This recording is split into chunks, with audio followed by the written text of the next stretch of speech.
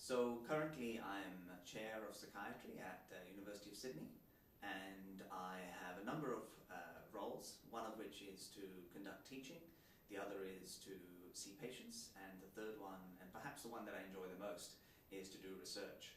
And I've been based in Sydney now 14 years, having immigrated from the UK where I trained.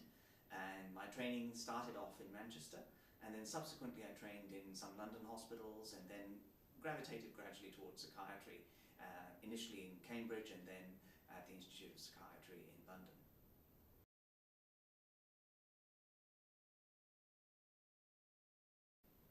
My interest in psychiatry goes back right through to my undergraduate years. In fact, when I first came to medicine, I wasn't really clear what kind of doctor I wanted to be. I'd only ever been exposed to general practice through my own family doctor. And it was only when I came to psychiatry in my third or fourth year of training that I realized that perhaps this was one option. I realized very early on that I didn't like blood, and I didn't like urine, and I didn't like feces, and that cut out a lot of options. But I still toyed with the idea of perhaps doing ophthalmology or neurology, or sometimes neurosurgery, even though obviously that would have a lot of blood.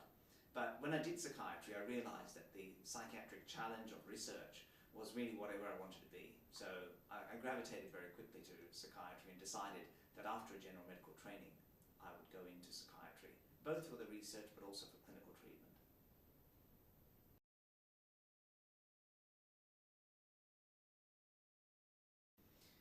Look, I think mentors and advisors are really, really important. And I think the old traditional medical type of training always depended on that, having people who guided you. And I've been very fortunate, even as an undergraduate.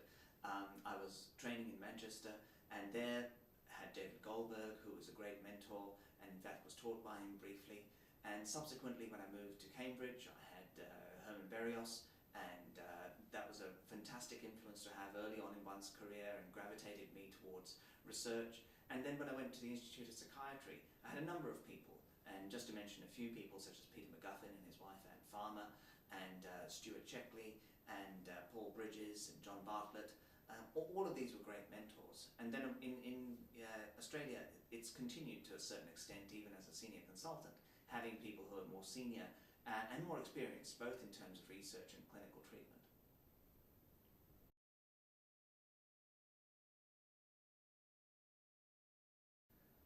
I think good clinical research that we're conducting at present and understanding disorders is vital to enhancing treatment. I think it gives you a better understanding of, first of all, the disorder, but more importantly, how that disorder affects people. And I think research, the scientific inquiry, the analytical thinking that's required is really a critical part of clinical treatment. And so I really think the two are inseparable if done well. And so we really shouldn't be seeing research as being a separate aspect. It should be part of our daily lives. And really, research can be much broader. It can be just a way or framework of thinking rather than necessarily being collecting data or analyzing data. And I think that's what puts people off research. They think of it as people in white coats doing something rather alien, when in fact, research really means being inquisitive, being curious, and wanting to answer questions. And actually all clinicians want to do that, and all good psychiatrists do that routinely.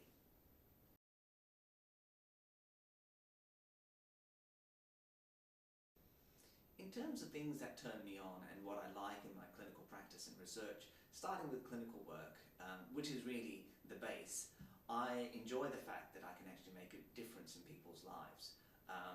Often you get comments and feedback from patients or their family, and they say how the diagnosis or treatment of their particular disorder or illness has helped them. And that's extremely rewarding, and they're obviously appreciative to you directly as well. That's something that really you can't put a price on, and it keeps you motivated, keeps you going, and encourages you and reassures you that you are doing the right things. In terms of research, I think there are more harder markers, so for instance publications and grants, but I think really trying to identify a cause or identify a treatment and finding something new, that's really exciting. And always when I look at data, the idea that no one else has done this or done this kind of experiment or study or seen this data first, that's always very exciting. So to be the first person to do something or be able to make some connection, that's really invigorating.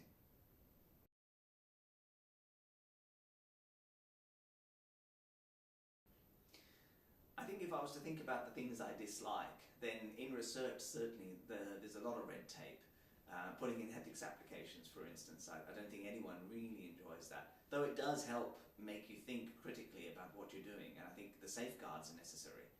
But the other aspect I dislike about research at the moment, currently in the environment that we're working in, is the competitiveness in a negative way. I think competitiveness in a positive way is necessary because it forces you to excel, it forces you to think and have new ideas. But there's also a lot of negative sides to research in terms of the way things are peer reviewed, for instance, and the competition between groups or individuals. Sometimes good science gets suppressed or downgraded or isn't recognised. And I think those are the things that we need to really improve in research. The other is publication. I think currently in terms of the journals that we have, there's a huge difference in the quality of journals and the processes you have to go through. And sometimes a very good paper isn't recognised for what really the group has achieved.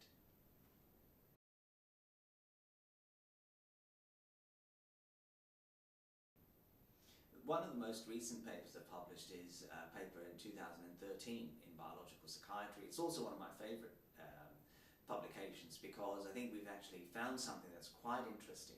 This is a study that's looked at adolescent girls, all aged 15, and we think we've found a change occurring in the hippocampus and its connections with other regions within the brain, such as the insula, the amygdala, the prefrontal cortex, which perhaps identifies early emotional distress and neural compromise even before symptoms actually emerge. So this is subsyndromal changes in girls who are likely to go on to develop anxiety and depressive disorders. And that's really, really exciting. Obviously it has to be verified. Obviously we have to look at them in a few years' time and see whether they actually do develop those disorders. But to even see that change occur quite reliably and early on, that's extremely exciting. So that paper really is what I would identify as a main achievement.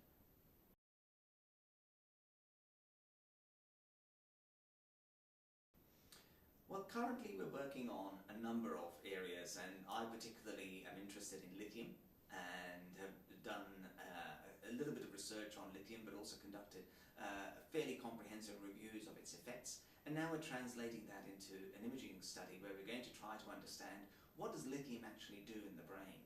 And we're going to use a number of functional and structural imaging paradigms to try to dissect out the effects of lithium on the brain. Because I think it's really important that we understand its mechanism, because it's the only mood stabilizer that's effective long term, particularly in prophylaxis. Another area linked to that is suicide. And I think we all understand suicide in as much as it's an event that obviously shatters lives, but we don't really understand how people become suicidal.